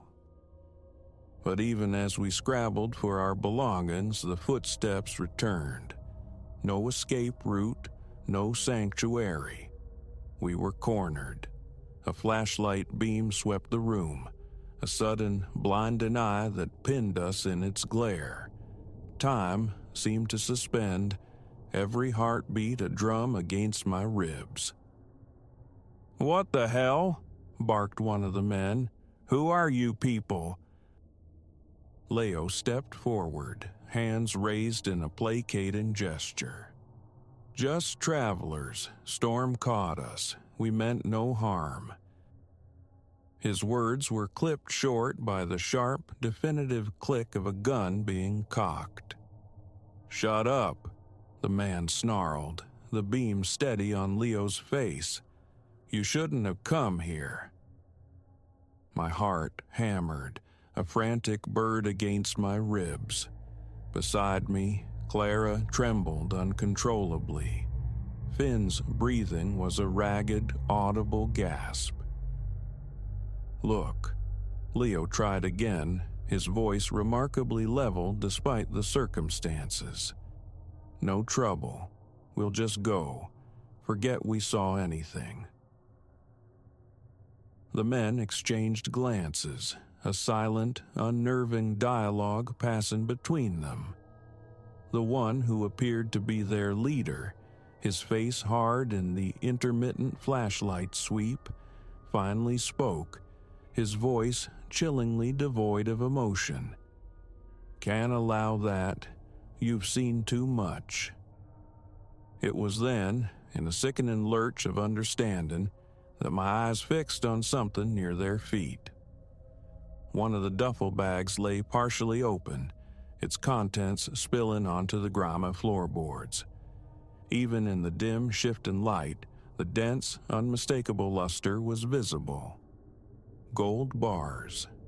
We had stumbled not just into an abandoned house, but into the dangerous aftermath of a heist. What followed descended into a waking nightmare, thick with palpable fear. The men, Silas, the cold leader, Remy, whose eyes held a flicker of unease, Anton, silent and watchful, held us at gunpoint while they debated our fate in terse, low tones. Silas clearly favored a permanent silence. Remy seemed hesitant, unwilling to cross that final line. They bound our wrists tightly with rough rope and shoved us into a small back room, a forgotten bedroom, damp and musty, with a single window weeping rain. The moment the door clicked shut, locking us in, frantic whispers began. "We have to get out," Clara choked out, her voice thick with unshed tears. "They're going to kill us." "We don't know that," I countered, trying to inject a confidence I didn't feel. "Maybe they'll just leave us."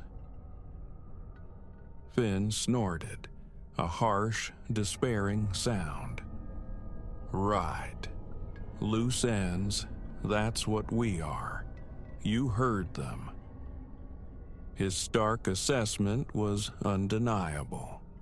The terrifying reality pressed in. Stranded miles from anywhere, captives of armed thieves openly discussing murder. It felt like a scene ripped from some cheap thriller, yet the cold knot of fear in my gut was agonizingly real. Time stretched, measured only by the distant rumble of receding thunder and the murmur of our captors' voices filtering through the thin walls. We worked relentlessly at our bonds, taking turns, wrists growing raw and bloody. Dawn was painting the sky a bruised gray when I finally felt the rope slacken around my wrists. With painstaking quietness, I freed the others. We were unbound, but safety remained an illusion. "The plan?" Finn whispered, massaging his chafed skin. I peered through the grimy window pane. The storm had passed, leaving a world swathed in mist. "We run," I decided. "The car's still there. If we can just reach it." My words were cut off by the sound of footsteps approaching the door. Scarcely time to rearrange ourselves, feigning continued captivity before the door swung open.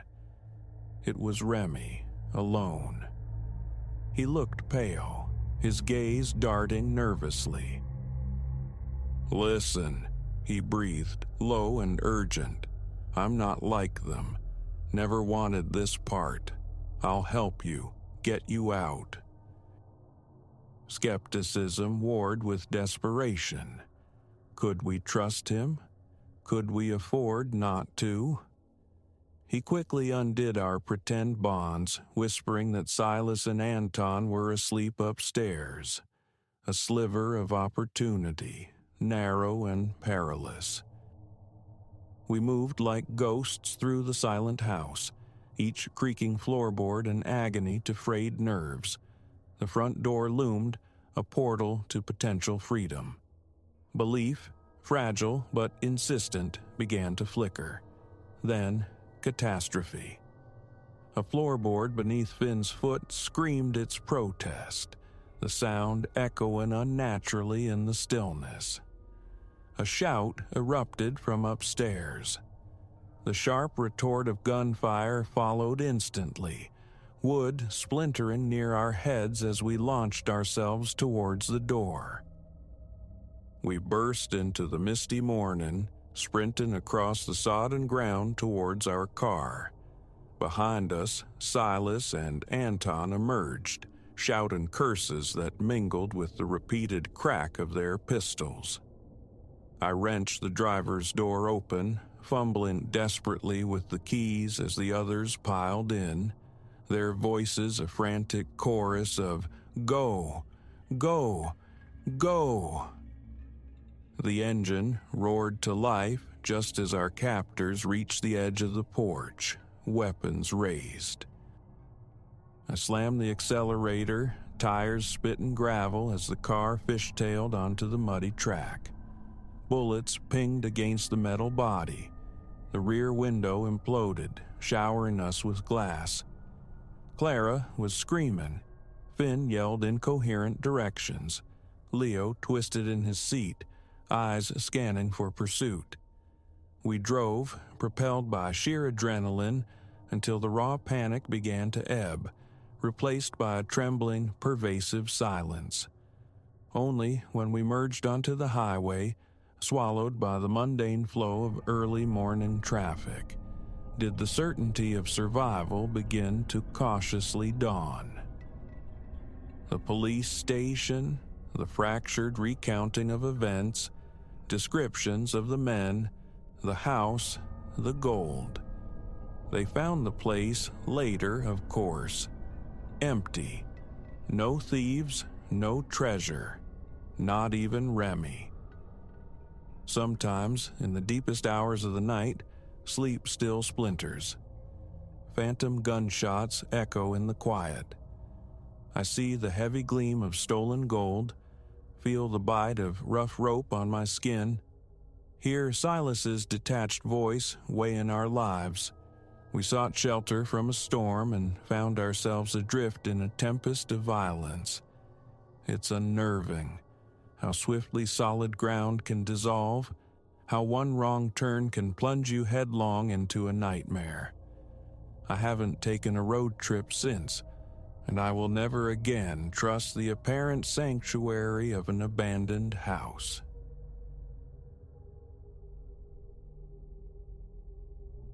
The city's clamor had become a physical weight, and the allure of profound silence, a siren song. A cabin, nestled deep within arboreal seclusion, promised the perfect antidote. No demands, no digital tether, just a profound stillness to quiet the internal noise. So, when Leo proposed a weekend retreat to such a haven, the idea resonated immediately.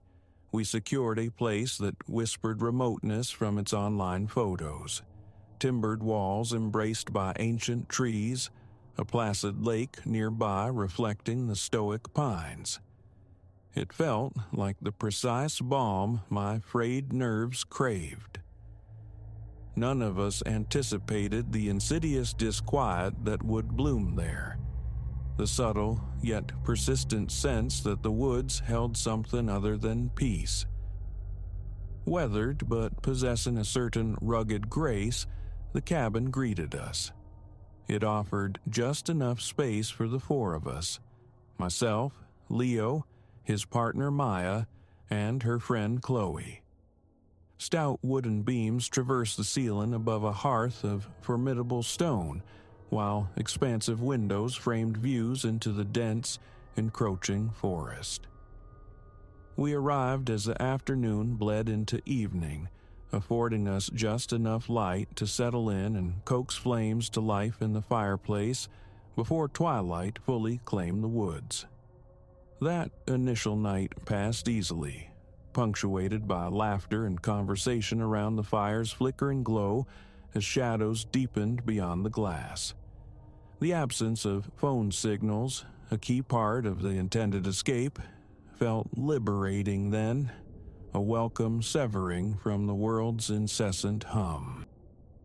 But dawn brought a shift. Awakening, the sense of liberation had curdled subtly into discomfort, a nameless anxiety I initially dismissed as the product of unfamiliar surroundings. The cabin's timbers seemed to voice their age more insistently in the pre-dawn hush, the air within strangely stagnant, heavy. I rose and padded to the kitchen, seeking the ritual of coffee. Darkness lingered inside, defying the hour. Through the window, I expected sun-dappled leaves. Instead, a thick, pearlescent fog pressed against the panes, swirling between the tree trunks like an entity awakened from a long slumber. Visibility ceased mere yards from the cabin walls. Leo emerged minutes later, blinking away sleep, his first words a lament for the dead phone lines. We exchanged murmured pleasantries before Maya and Chloe joined, drawn by the nascent aroma of coffee. Over breakfast, we made light of the fog, planning lakeside lounging for whenever the sun might burn through. Yet noon arrived and the fog remained tenacious, perhaps even consolidating its hold. The air outside held a chill incongruous with the season. Try as we might to maintain levity, the fog began to feel less like weather and more like a presence, a sound-devouring shroud that rendered the forest unnaturally silent. "Shall we try a walk?" Chloe suggested, her gaze fixed on the opaque world outside the window. "Find a trail? It's bound to lift soon." A reluctance tightened in my chest, not from laziness but from a primal warning, whispering against leaving the cabin's frail sanctuary. The woods felt watchful beneath their misty veil. Leo and Maya, however, were eager for movement, and isolation held less appeal than shared apprehension. Donning jackets, we stepped out, the fog instantly enveloping us like a damp shroud. The forest surrounding the cabin was a dense tapestry of towering, close-set trees, their upper branches knitting a canopy lost somewhere in the gray swirl above. We found a path, a narrow indentation barely wide enough for two abreast. As we ventured deeper, the cabin dwindled behind us, eventually vanishing entirely into the mist's embrace. We walked for an indeterminate time, the fog muting the world, dampening the crunch of leaves underfoot, swallowing our sporadic chatter, leaving only the whisper of our own breath and the sigh of an unseen breeze through the high branches. Then a peculiar awareness began to dawn. This path, it seemed to meander without purpose, twisting endlessly through scenery that refused to change. Every towering, dark-barked sentinel mirrored the last. No landmarks emerged, no flicker of wildlife, just the perpetual sameness of fog-bound trees. "Maybe we should turn back?" I ventured, scanning the impassive faces of my companions. "I've lost track of how far we've come, and this trail feels circular." Leo offered a noncommittal shrug. "A little further. We'll head back soon enough." Soon enough never came. We pressed onward, the knot of unease tightening in my stomach. It was as if the very woods were subtly rearranging themselves around us, the path looping impossibly, folding back on itself. I searched desperately for any variation, any sign of progress, but found only relentless uniformity. Every tree, every curve seemed a perfect echo of the one just passed. "I really think we need to go back now," Chloe murmured, her voice thin against the oppressive quiet. This time, consensus was immediate. Yet, when we turned, intending to retrace our steps, the path was simply gone. "What the—" Maya breathed, rotating slowly, her eyes wide. Where did it go? A cold dread plunged through me. The track we'd followed for perhaps an hour had vanished, absorbed utterly by the fog. No scuffed earth, no broken twigs, no sign of our passage remained. It was as if the forest had seamlessly erased our intrusion. We stood frozen, the unspoken admission of being lost hanging heavy in the air. Fear flickered in every eye, even Leo's, despite his usual unflappable demeanor. "Okay, stay calm," he managed, his voice betraying a slight tremor. "We'll find it. The cabin can't be far." But whichever direction we chose led only deeper into the seemingly infinite woods, the fog thickening, pressing closer. The trees felt anthropomorphic now, their branches like grasping skeletal limbs, the silence absolute and unnerving. With every step, the conviction grew. We were not alone. And then it began. A sound, emerging faint and hesitant from the depths of the mist, barely audible at first over our ragged breathing, yet distinct. A soft, rhythmic tapping, like knuckles against wood. Tap, tap, tap. Slow, deliberate, emanating from somewhere deeper within the fog-shrouded trees. We all halted, straining to hear. The sound intensified, drawing nearer, seeming to track our location. Tap, tap, tap. "What is that?" Chloe whispered, her voice trembling. No one answered. The tapping persisted, swelling in volume with each tentative step we took, though its source remained invisible. I scanned the impenetrable gray, but the sound seemed omnidirectional, echoing unnervingly off unseen surfaces. "Move," I urged, my voice taut with rising panic. "Now!" We broke into a stumbling run, directionless, propelled solely by the need to escape that rhythmic percussion. Yet, the faster we moved, the louder and more insistent the tapping became, dogging our heels through the mist. Then, as abruptly as it had started, silence fell once more. We skidded to a halt, chests heaving, breath pluming in the chill air, listening desperately into the suffocating quiet. Nothing. No tapping, no wind, only the omnipresent, cloying fog.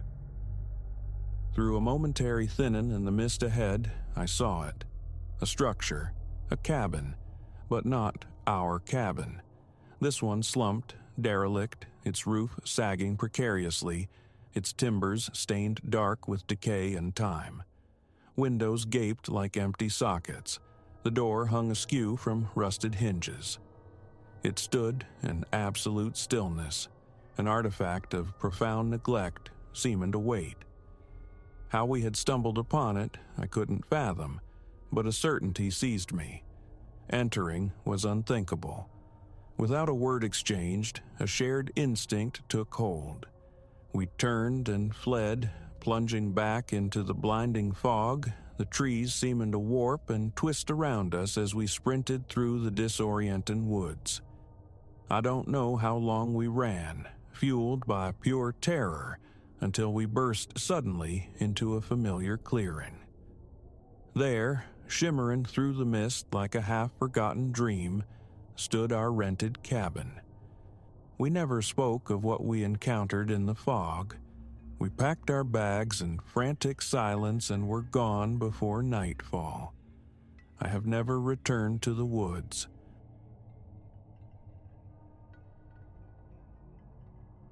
My solitary existence unfolds in Whisperwood, Oregon, nestled within a hushed enclave where life moves at a languid pace. It's a tapestry woven with familiar threads, households settling into quiet routines, leashed companions guiding their humans along sidewalks, the ephemeral laughter of children echoing in the afternoon air. Serenity was the lure, the very reason I chose this house, tucked away at the blind end of a curving street, impervious to passing headlights and casual callers. Deliveries marked the only intrusions. Seeking tranquility here, however, proved a profound miscalculation. The hour had deepened past midnight's threshold when slumber finally beckoned. A day freighted with demands had dissolved, leaving only the anticipation of profound rest. Stillness reigned. The neighborhood held its breath. As consciousness began to fray, surrendering to the pull of sleep, the doorbell chimed. I bolted upright, a frantic drumbeat commencing in my chest, disorientation swirling. Thoughts collided. Who could possibly stand on my doorstep in the dead of night? A glance at my phone confirmed the intrusion. 12:17 a.m. A sliver of hope suggested a prank. A mistaken address. I waited, suspended in the silence. Seconds stretched. Then the chime sounded again, more sustained this time, an insistent pressure demanding acknowledgement. Rising, I fought the prickle of unease crawling up my spine. My bedroom, situated at the house's rear, offered no view of the entrance. Seeing the porch required traversing the hallway. Again, the bell pealed, that same protracted, demanding summons. Drawing a steadying breath, I rationalized. A neighbor in distress, perhaps, or a stranded motorist seeking aid. Phone clutched like a talisman, I moved down the corridor toward the front door. Proximity amplified the wrongness. No shuffle of feet on the welcome mat, no silhouette disrupting the faint light beneath the door. It was as if the summoner simply materialized, pressed the button, and waited, utterly motionless. Reaching the threshold, my hand hovered, reluctant. "Hello?" The word emerged thin, tremulous. "Is anyone there?" Only silence answered, a dense, muffling quiet that pressed against the ears. I leaned in, ear pressed to the cool wood, straining. Nothing. Not a breath, not a scuff, not the faintest rustle of movement. Steeling myself, I peered through the fisheye lens of the peephole, half braced for an eye staring back. But the porch lay vacant. Streetlights cast weak, skeletal patterns across the driveway and lawn, illuminating an empty stage. I blinked. a rivulet of cold fear tracing its path along my vertebrae. And then the doorbell rang again.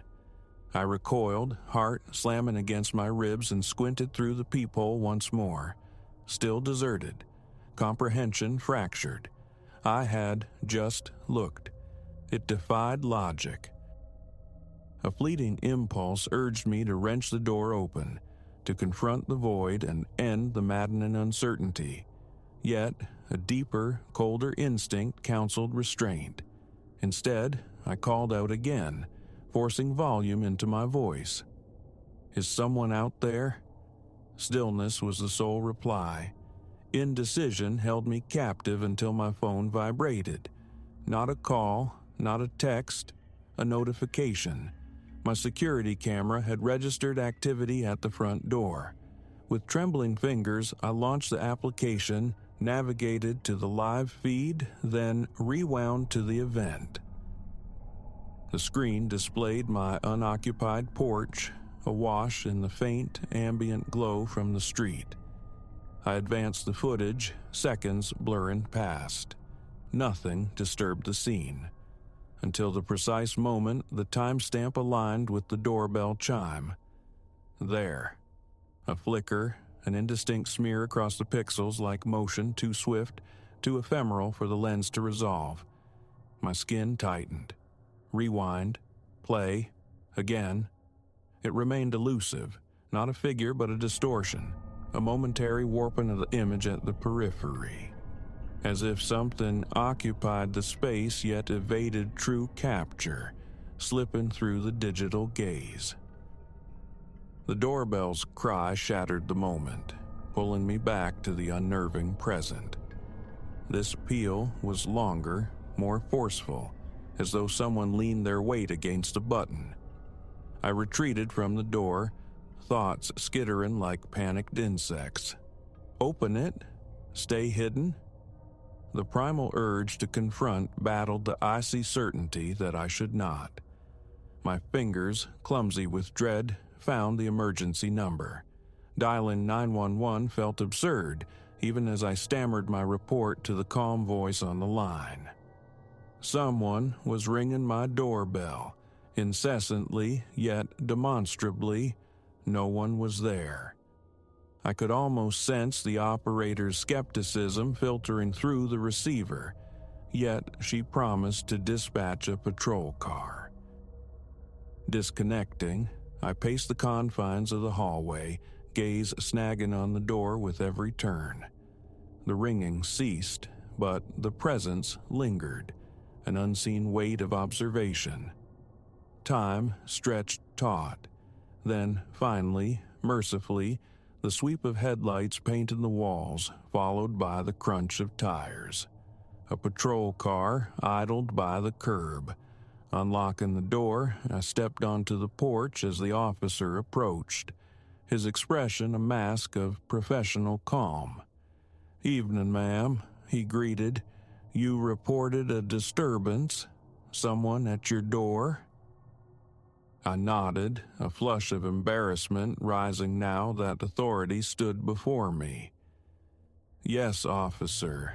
The bell's been ringing, quite persistently for the last half hour or so, but there's no one here.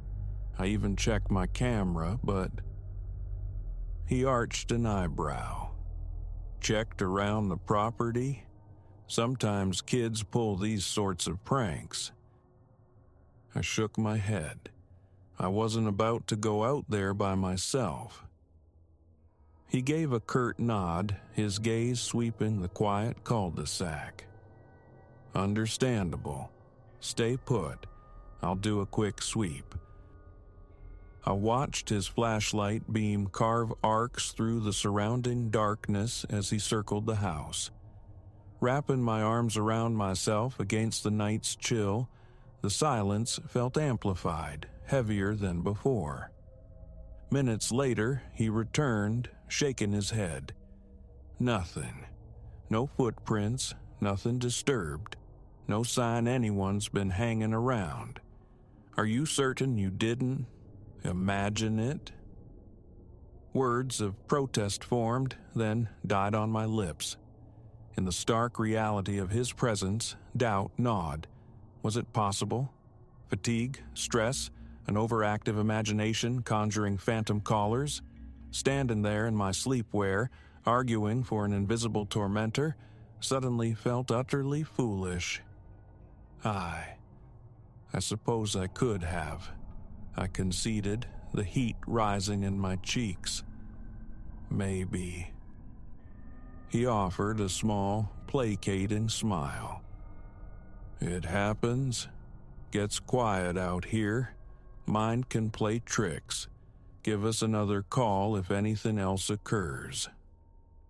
I murmured my thanks, watched him retreat to his vehicle and drive away, plunging the street back into profound stillness.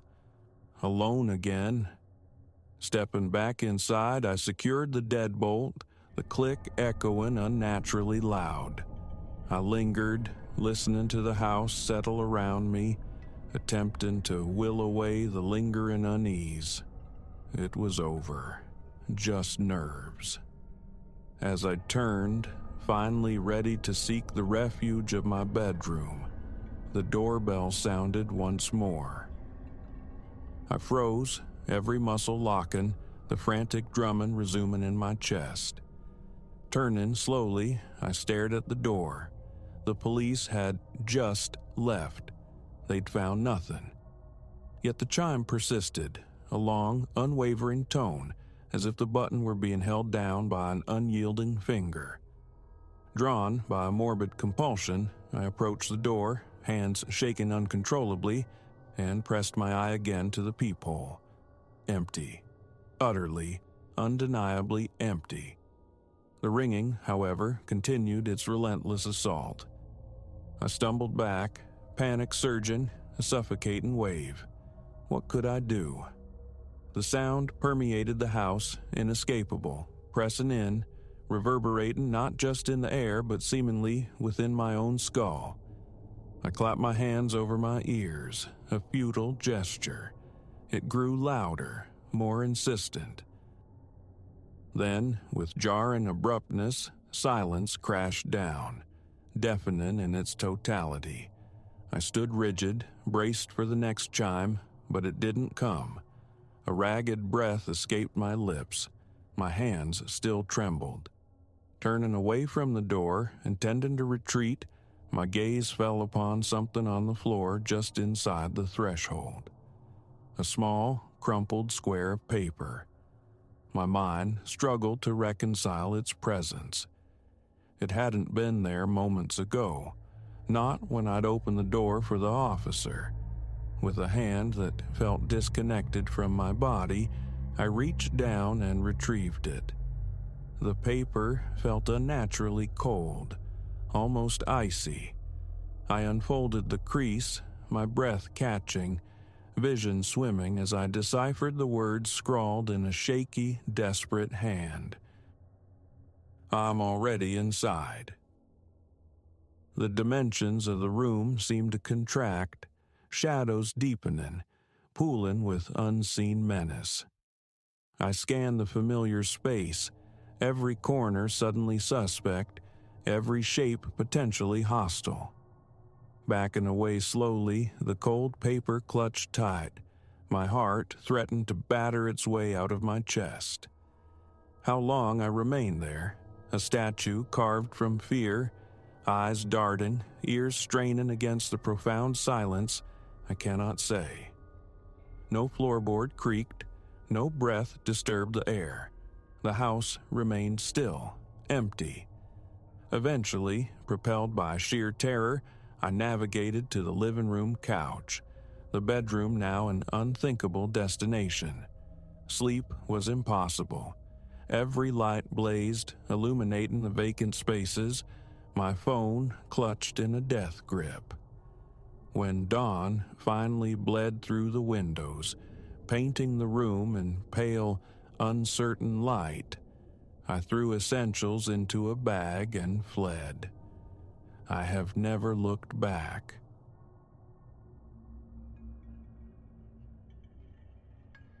The industrial threnody of distant machinery was the sole counterpoint to the spectral hush blanketing the night shift.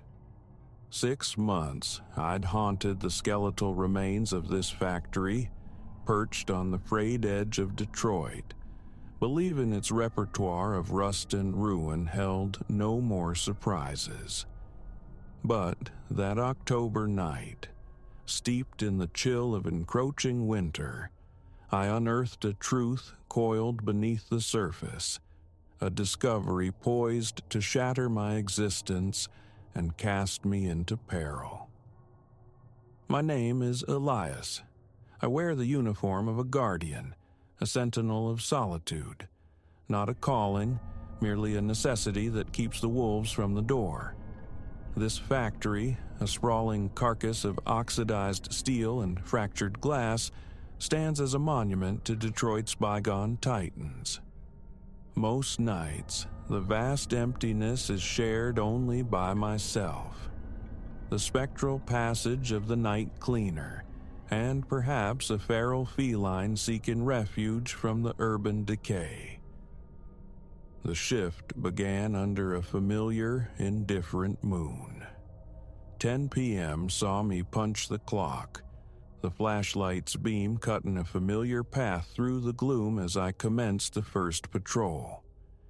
Navigating the factory was like traversing a labyrinthine warren of silent corridors and dormant assembly lines, a ritual consuming a solid hour. Halfway through this metallic maze, a discordance reached me.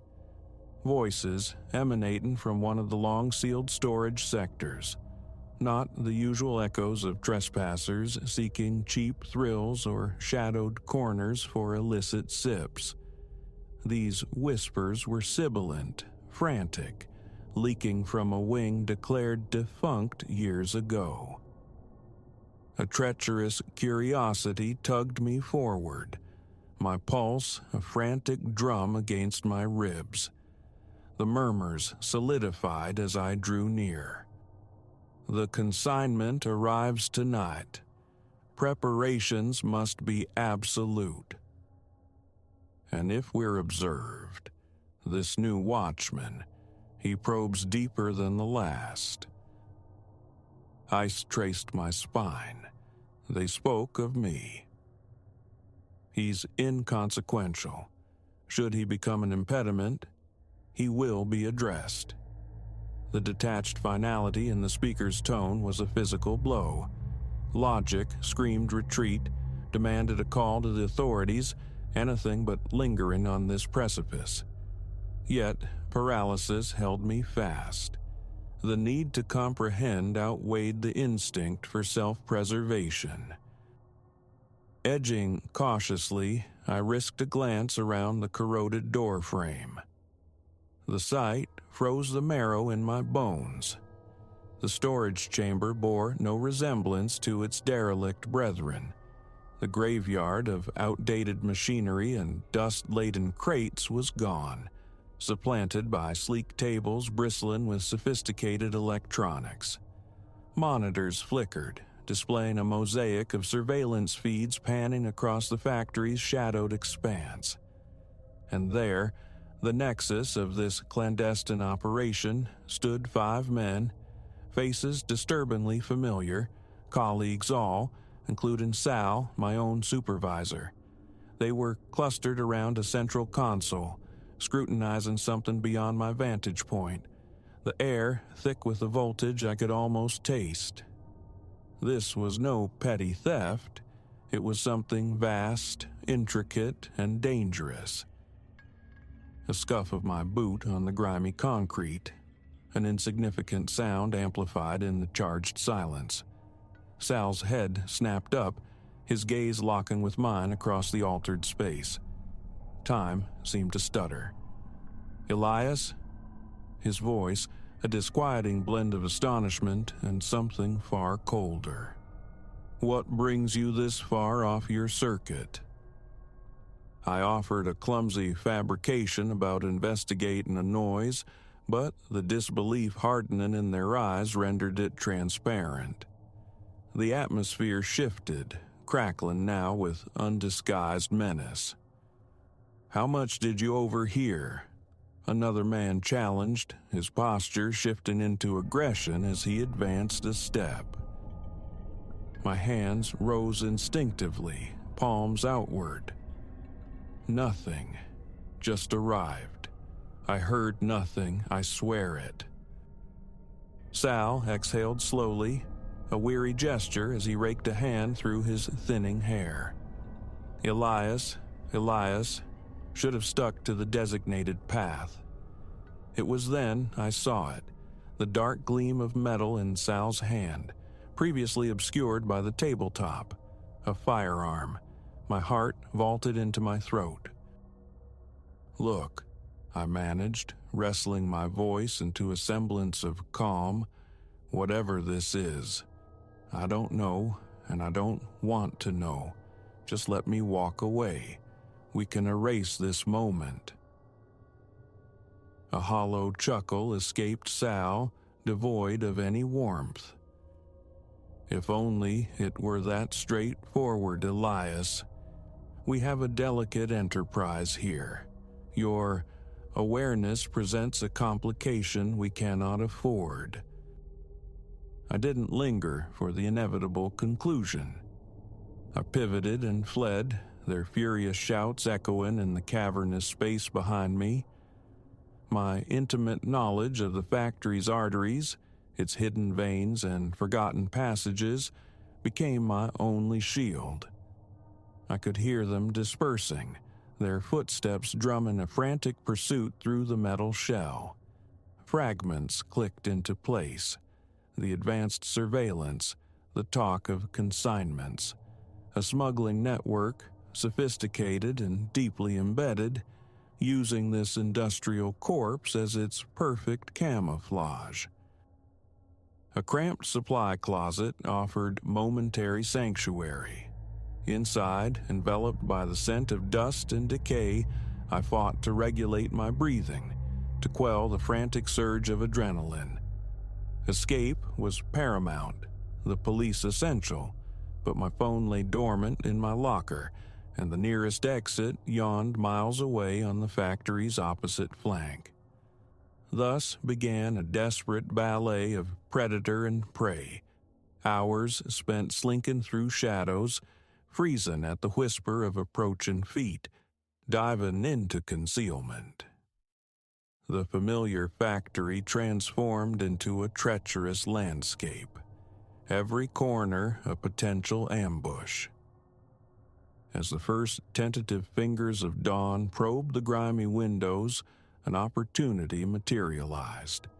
Their search had concentrated on the upper levels, leaving the main egress relatively unguarded. I broke cover, legs pumping with a speed fueled by sheer terror. The heavy doors burst outward, the cool kiss of morning air a shocking contrast to the stale confines. Relief flared, only to be instantly extinguished. A shout ripped through the nascent light from behind me. "There! He's there!" The sharp crack of a gunshot split the air, the projectile screaming past my ear with lethal intent. I weaved erratically across the cracked asphalt towards the parking lot, lungs searing, each gasp a painful rasp. Reaching my battered sedan, keys fumbled against the lock. Just as the driver's door yielded, a white-hot agony erupted in my shoulder. Hit. Primal instinct surged. I hurled myself inside, engine roaring to life, tires spitting gravel as I tore out of the lot. A fleeting glimpse in the rearview mirror captured Sal and his cohort emerging from the factory's maw, silhouetted against the rising sun. But I was already careening onto the main thoroughfare. The police station became my haven, the drive a blur punctuated by the throbbing protest of my shoulder and the spreading crimson stain on my uniform. The ensuing hours dissolved into a maelstrom of urgent questions, sterile medical attention, and the chilling, slow-dawning comprehension of how narrowly I had cheated death. A subsequent police raid confirmed the factory's secret life, evidence of a sprawling drug trafficking operation exploiting the plant's defunct transport infrastructure to channel narcotics across the nation.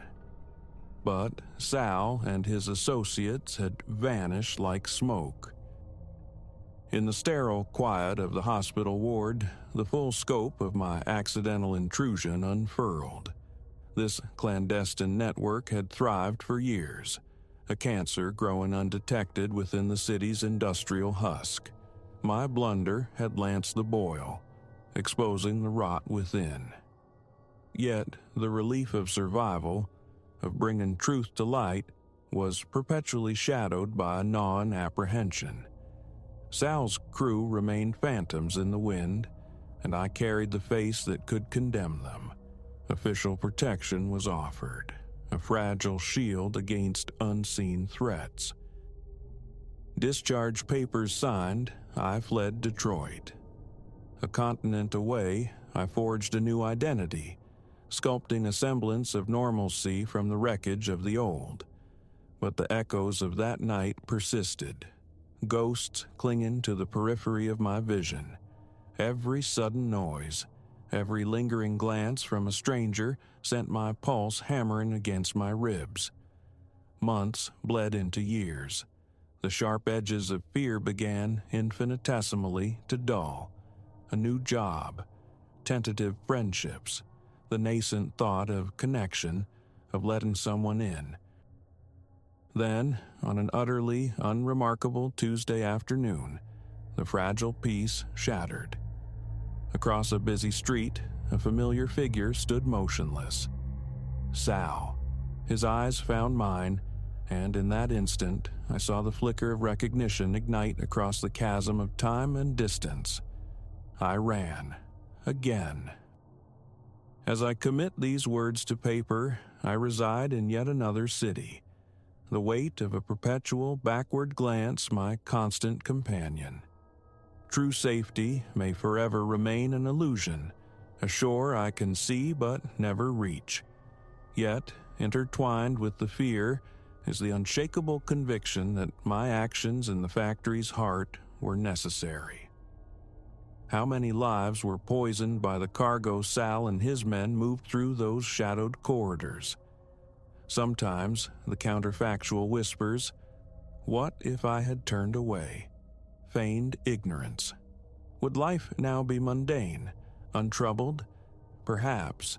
But the man I see reflected in the mirror each morning knows that silence was never an option. Truth possesses its own insistent gravity. My life is irrevocably altered, scarred by the night shift, yet forged by it too. And that resilience, that core of defiance, they cannot confiscate that. So, I will continue this race, this relentless effort to remain ahead of the shadows. Because the alternative, succumbing to the darkness, allowing truth to remain interred, that is a surrender I refuse to make.